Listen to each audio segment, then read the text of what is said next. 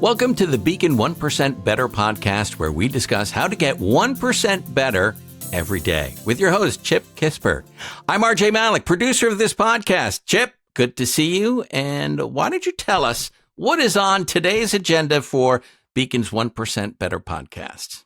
Thanks, RJ. Appreciate that. Today, I am so pleased to have Geoff Moore on the show. Geoff is the Chief Information Officer for ValMark Securities.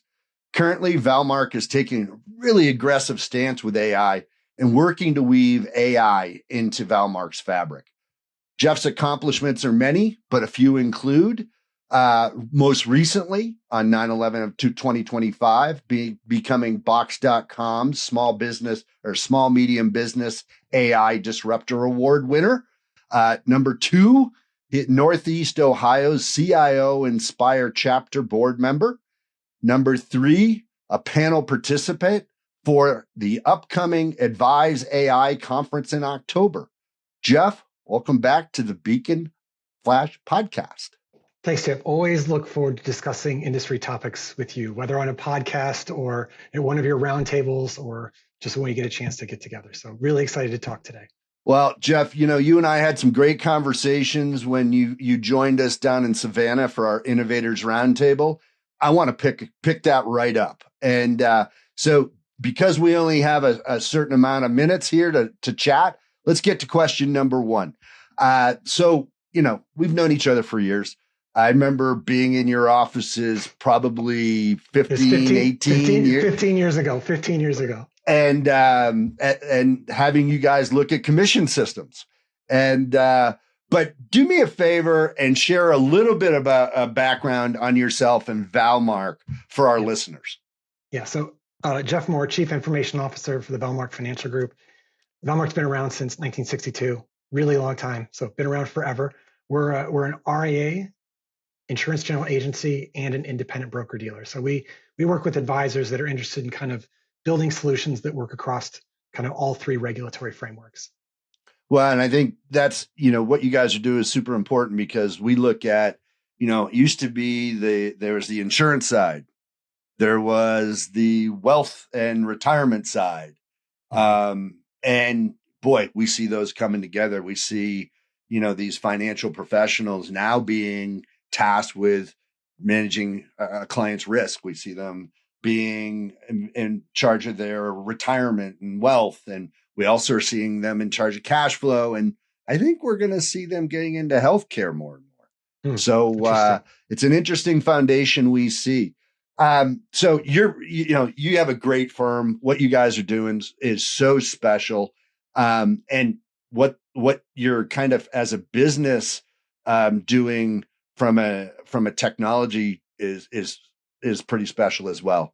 So you are one of my AI go-to guys. Let's just be honest, right? Okay. I saw your recent post on your work with Box.com. So my question, I'll start really broad. How are you and ValMark weaving in artificial intelligence into your days and work streams? Yeah. So Box.com, they've really come out with a lot of good AI features. That's one of the first places we started, because all of our enterprise unstructured data already lives in Box. So it's already living there, and it made a lot of sense to utilize some of their AI capabilities. I'll tell you a funny story. One of the first use cases we used. So I was in the kitchen at the office. I was talking about this new extraction capability, basically pulling data out of documents and then, putting it in fields or tables or something. And this young woman in our office, a newer employee, was looking at me kind of funny. And then she says, "Wait, what did you just say?" And it turns out she worked in our commissions area, or works there now. And one of the vendors stopped sending us a data feed. So imagine getting a data feed for years and years and years. You're processing commissions, no problem. All of a sudden, they stopped doing the data feed and they sent us a PDF statement. Like all of a sudden we've gone backwards, right? And we're like, what is happening? Right. And this is what they're doing. So this woman was faced with probably 10 to 15 hours of additional work in her month that she was not expecting. Wow. Multiple pages, multiple lines. I'm like, well, let's throw the AI at it and see what we can do. and it was able to extract it. I would say, I mean, according to her, maybe 95-ish%. Like sometimes the scanned image, it might confuse maybe a 0 and an 8 or something if they use a little slash through it. So not perfect, but I would say, I tell people reviewing is much faster than hand keying. So we're able to use Box AI for her, and it was a nice early win. It was a nice early win because it was easy to communicate and understand. So we're looking at some other extraction use cases with them. And then the other thing that they do really, really well is, you may have heard these terms RAG, or retrieval augmented generation. Absolutely. But when you're needing to search over a larger document set, it's bigger than the context window of the chat. So you have to use these more advanced tools. Well, Box makes it really, really easy. Essentially, all you have to do is put your documents in their repository, and then you can just simply ask the AI a question. So we've overhauled our old search in our advisor portal. So now advisors can not just find the document, they can ask AI a question about AI documents at ValMark and get an answer, as well as a list of the sources or citations that were used. That's fascinating. Absolutely fascinating. So are you structuring the answer to those questions, right, to help really drive efficiency and automation in anything ranging from account opening to maintenance? Yeah. So, you opened it broad. Here's what I want to talk about, and here's where I want to be real. And because you see people out in social media, I feel like it's all or nothing. It's either AI is amazing, I've transformed my organization, be like me, or it's, this is the dumbest thing ever, nobody should do it, it's stupid. And I think we're in this place right now, a little bit in between. So I just shared this story about our portal that we enabled this search. And if I stop the story there, one might believe that we've created this amazing transcendent experience for our advisors. And if I'm being clear, all of our documentation was written without AI in mind, and we've provided it too much documentation in some instances. So I'll give you a simple example. So inside of our portal, we list out maybe presentations that have happened over, again, ValMark, really old company, right? Over a long period of time. And what was a correct answer a decade ago may not be the correct answer today. So making sure that we're going back and figuring out what is the right documents to leave in the system, and thinking about making it a little bit easier and clearer for the AI should they ask. And that's an ongoing process. I think that's an ongoing process that firms are going to have to go through now and indefinitely, and we're all learning how to do that a little bit better. So I think that was something I'd like to share with people. So if you're doing this and you don't quite get the results that maybe you're seeing in social media, it could be because you're not getting a realistic expectation of what firms are needing to do to fully enable that. Gotcha. Side question for you, right? Yeah. So all this talk about AI, we got, all these different tools that are out there. Yeah. It can be pretty intimidating. I don't even, how much time do we have for this thing? Like, how do I even get started? Yeah, it is really hard. I would say, because if you're a curious person like me, you may see something, you're like, oh, well, maybe that could help me. And maybe this, and you could find yourself being in a situation where you're doing a lot of chasing, and then you're not making a lot of progress because you're spending so much time researching, trying to find the next diamond in the rough, and then you miss some opportunity. I'd say, generally speaking, for now, at least my strategy is I'm sticking with sort of the larger enterprise frameworks, and I'm trying to apply as many use cases as I can against those larger enterprise frameworks versus a lot of individual niche. Because if I do a good job with the enterprise tool, I can leverage that both in terms of like the IT group's time and how they interface with it, and shared use cases with our advisors and back office staff, right? Like, if this department learns it, they can share with this other department. There's shared learning, and they can make progress. But if everybody's using their own individual AI tools, it gets a little bit harder to have some just momentum because of the shared knowledge sharing. Yeah, it makes absolute sense. Sense. So you're putting these processes in place. Your people are using it, right? What's been the impact of your AI work?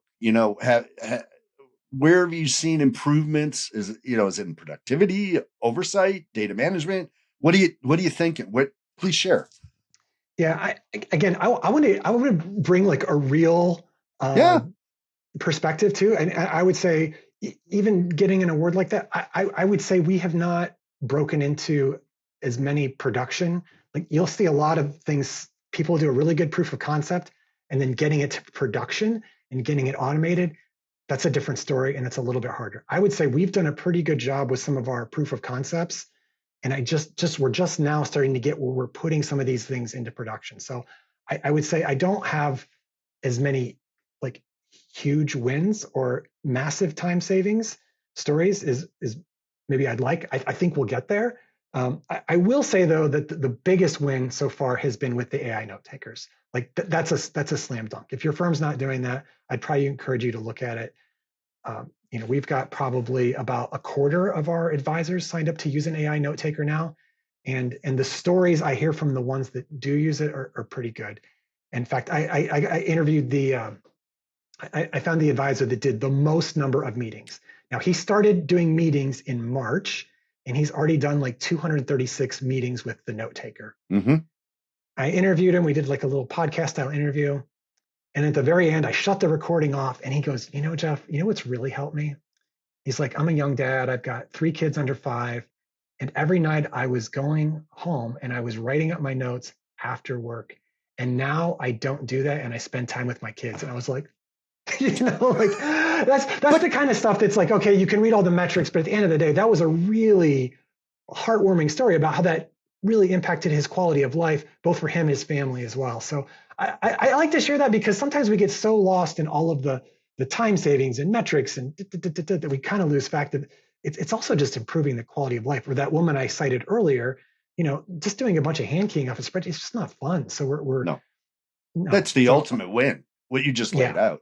So are you using a handful of the note takers, or have you guys gone down the path of one in particular? We went down the path of one, and for us, it was just we just felt it was easier to, legal and compliance want to put guardrails in place, of course, for safety, and so it was a little bit easier to do with one. So I know some firms are using a couple, but even from, at least you probably know better than I do, but even firms that have used a couple, it's usually 1 or 2, and they're not opening up. They're not opening up a lot. So speaking of note takers, I mean, wow, that's a tough business to be in right now, but it's exciting. And I feel for them with the competition, but I also feel like as a person in this community, we're all benefiting from all of this activity and interest. And I almost feel like it's unfair to call them note takers. I almost want to call them AI workstations because they're starting to enable some of these other features, like updating CRMs, updating financial planning systems, and tying some of this stuff together. That is really exciting. Yeah, I think I would add to that comment and call them unstructured data workstations. Yes. Because they're taking that unstructured data and being able to move it into a structured framework, which also will provide benefits downstream. Yeah, most definitely. So you and I chatted a little bit about Camel AI.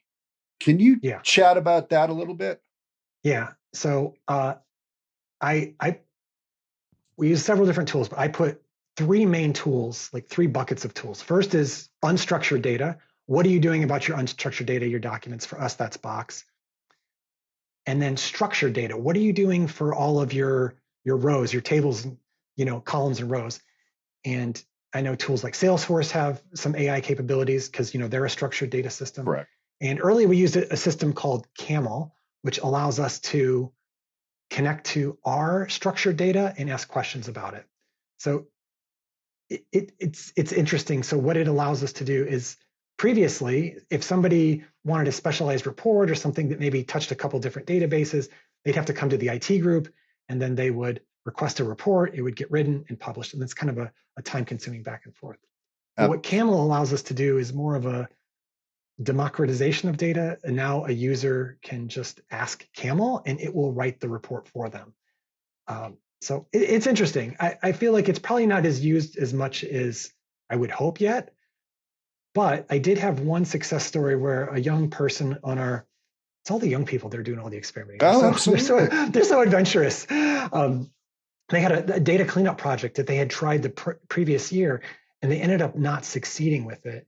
But then they used Camel, and so it was connected to our CRM system, he uploaded some of his own files, and it was able to kind of stitch the data together for him and help him clean it up, whereas previously he wasn't able. So that was kind of a fun early case study, and I kind of do it myself, even though maybe I've got some of the skills to do the the queries myself, but it can just be faster to get a head start to ask AI to help you do a head start. It is, and it's interesting because one of the things I think many wealth firms struggle with is their data quality, right? Traditionally, they've had data quality issues, and this is really a means to be able to help them highlight, hey, I got data gaps, and potentially how can we improve that data? So it's just amazing to me. It's I love where this is going. Me too. So this is kind of the obvious question, right? So we do compliance roundtables, and for the last 2 years, it was AI. 2 years ago, it was no, can't let it in. This year, it'll do everything for us, right? But we got it. How does ValMark put in place some AI guardrails for both your internal users as well as your third-party partners? Yeah. So I say this every time I get a chance to speak. Our chief compliance officer happens to be our number 2 user of AI in the company. Like when I look in our ChatGPT Enterprise, yes, if you look at number of messages processed, there's me and then there's him, and which is awesome, right? That is awesome to have somebody in that role as a partner that is both, first and foremost concerned about protecting advisors and our organization, but also wanting to figure out how we can do this in a safe way. So first, I'm just grateful for that. So we policy, right? The first thing is policy. And so our policy really breaks down kind of what are you trying to do? Are you doing something like, are you just generating images? So that's like tier 1, right? That's not. And then tier 2, like, are you using sensitive data? And then kind of what are you doing with that sensitive data? So kind of have like 3 different tiers. And it's like, if it's a free tool. If you're just like making an image or a cat video or something, like that's 1 tier, right?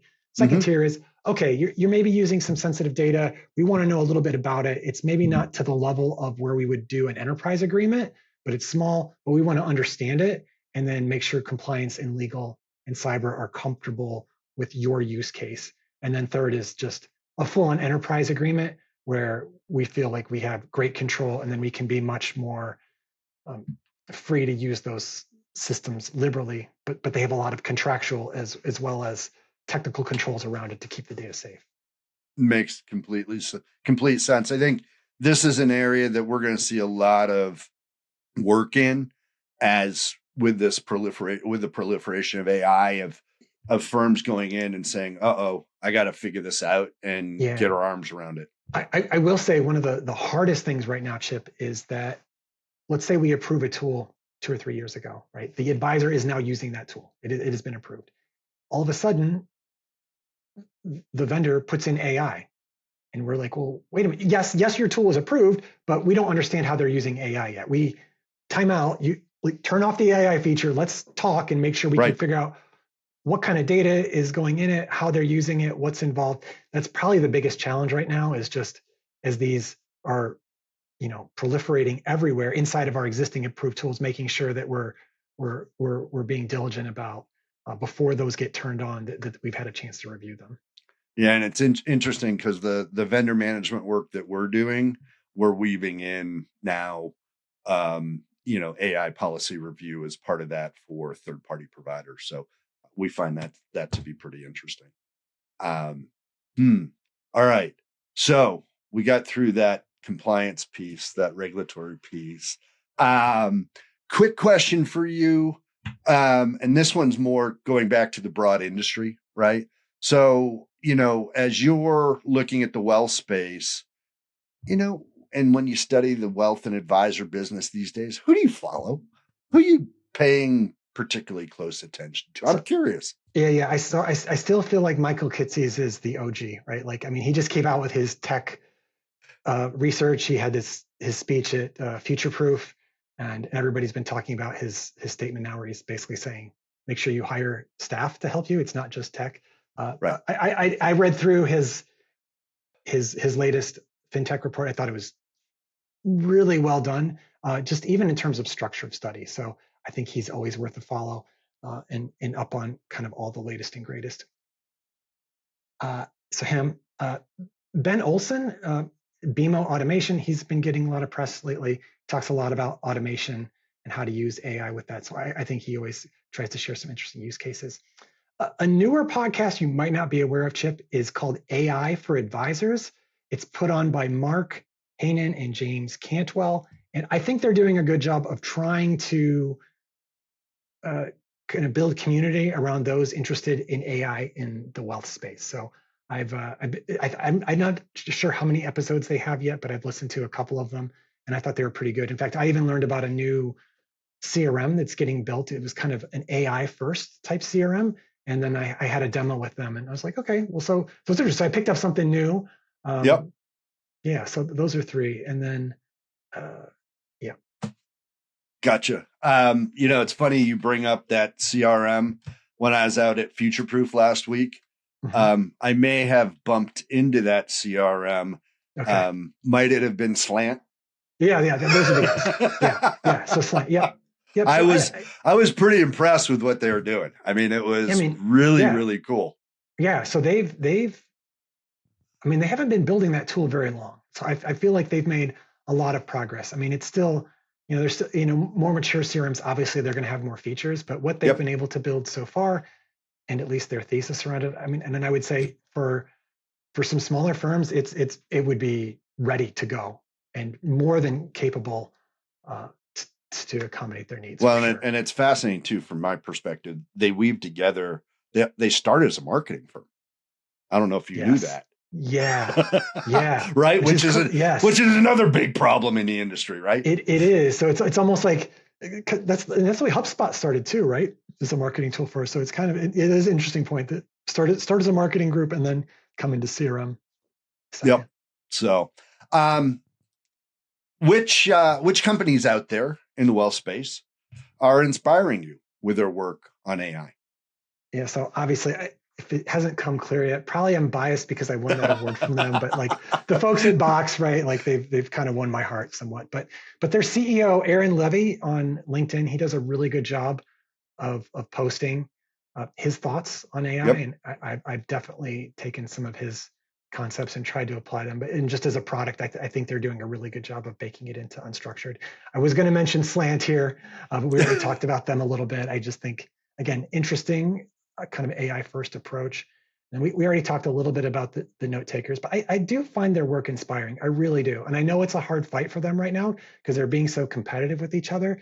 But man, they are really, it's a hard thing to think through. Like what are the use cases we can build? What are different ways we can use this technology to create a better experience for advisors and their clients? And I think they're doing a good job of adding new capabilities all the time. Like I don't follow all of them closely, but even some of the features where they're, now updating the CRM automatically from a conversation, I think is just right. I think it's just really cool. And I think, it's interesting because if we look at the traditional CRMs out there, I think that to some extent it's a wake-up call for them. And we may be at a tipping point where, there's a balance there. And being able to take unstructured data and make it structured is really, really valuable. So, it'll be interesting to see how kind of this unstructured versus structured plays out, especially as it relates to the CRM space. So I find it interesting, but I do too. All right. So I got to ask this question because I talk about note takers probably more than any subject, right? So, and you had, hey, I like all the note takers. You said you chose one in particular, right? Yeah. Are you comfortable sharing which one? Yeah. Jump is approved for ValMark member offices to use. Yep. Got it. Okay. I was curious because I was going, all right, which way you going? You going, because there are a handful that are leading the charge out there, and certainly Jump's one of them.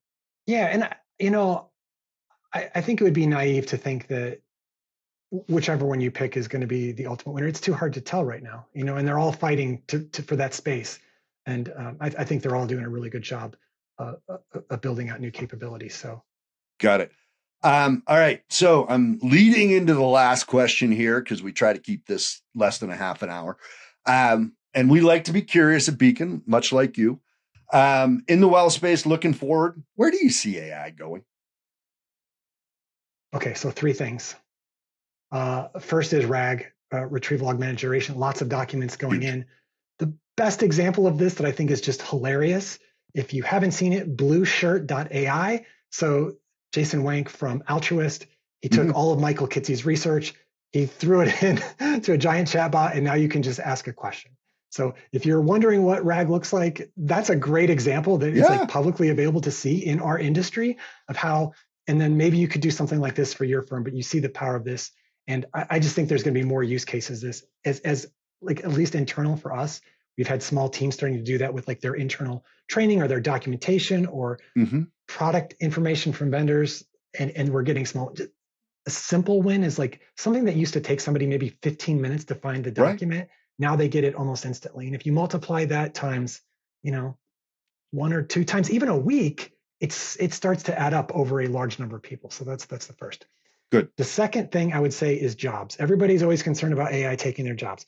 I think the next wave of jobs that's important to AI is context management, which you'll hear. Some people are starting to say 2026 is the year of context management. What do I mean by that? Yep. It's basically just doing a better job of managing your documents and data and making sure that the AI has the right information to give you its answer. And that is, I think, harder than people might think. And it's going to be more and more important. So we're going to spend more time trying to get AI all the right information so that whether we're using it as a strategy thought partner or getting an answer or having it do a task, it needs the right context. Correct. And it's not going to guess. So I think that's an area of growth for people. And then the last thing I would talk about, if you haven't heard, is MCP, which stands for Model Context Protocol. It's a way for an AI system to communicate to a fintech's API. And not enough of us are talking about that yet still. I think this is absolutely amazing. Let me give you just a really quick example of how this could work. So let's say I'm a wealth advisor and I go to a client appreciation event, right? And I meet somebody, potential client XYZ. I'm not at that meeting going to sit there and pull out my laptop and type into my CRM system, but I might pull up my phone and I might say, hey, I just met so-and-so and they want to talk about 401ks next week. Can you add them as a prospect to my CRM system and then put this note in and then follow up in a week? And boom, it's connected to your CRM system, your structured data. It understood what I said and it knew how to fill out the data instantly. Like that to me is really interesting. I mean, I'm not an advisor, so I don't know if they're going to start to do this kind of workflow. It seems to me that would be a good use case where I'm interacting with the system more as a human and having to do less, nuts and bolts work. So, APIs connecting to AI and MCPs make that way easier to do. I think the MCP is going to be a game changer.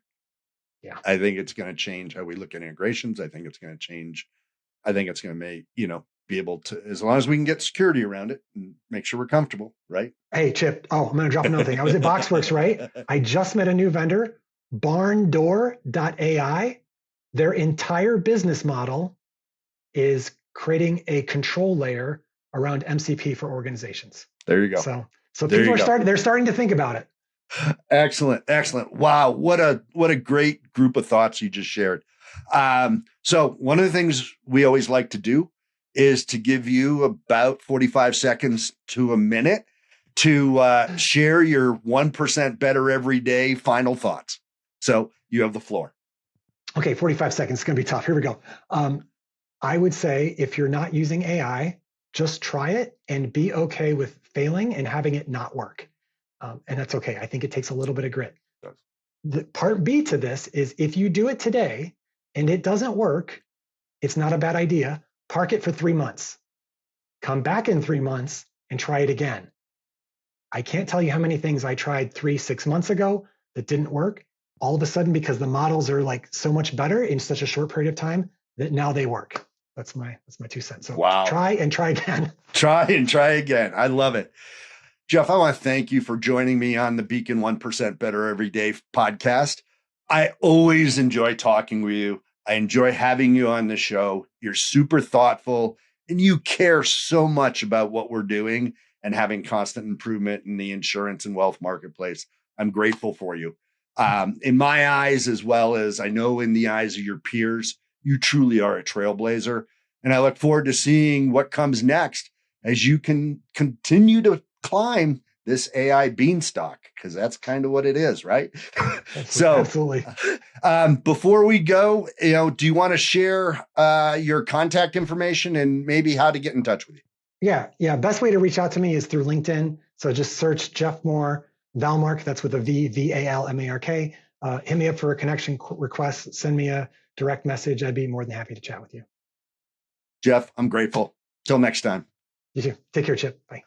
RJ, I really enjoyed having Geoff on the show. He was fantastic. Absolutely. All right. Before we close out, I want to encourage our listeners to check out our archive of past shows with industry leaders like Coupler's Derek Notman, Sycamore's Mike Overdorf, and Dave Goes from Advise-On, to name a few. These can be found at beaconstrategies.com/podcasts. And at the end of the day, we here at Beacon encourage you all to get 1% better every day. And to quote Walt Whitman, and most recently Ted Lasso, be curious, not judgmental. Until our next episode, this is Chip Kispert. Be well.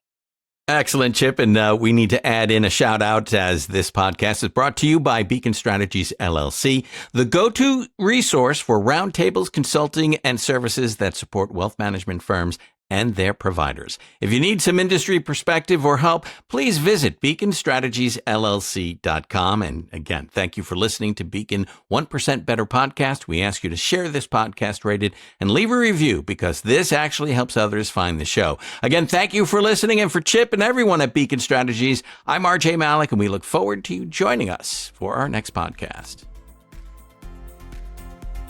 Thanks for joining us on Beacon's 1% Better Everyday Podcast. Be sure to hit that follow button so you never miss an episode, and stay up to date with Chip and his friends' latest insights and strategies. If you want to learn more about Beacon Strategies or get in touch, visit us at beaconstrategiesllc.com. Remember, progress starts with just 1% every day. Let's keep challenging ourselves to be curious and grow.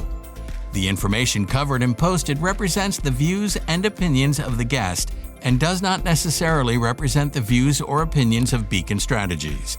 The content has been made available for informational and educational purposes only. The content is not intended to be a substitute for professional investing advice.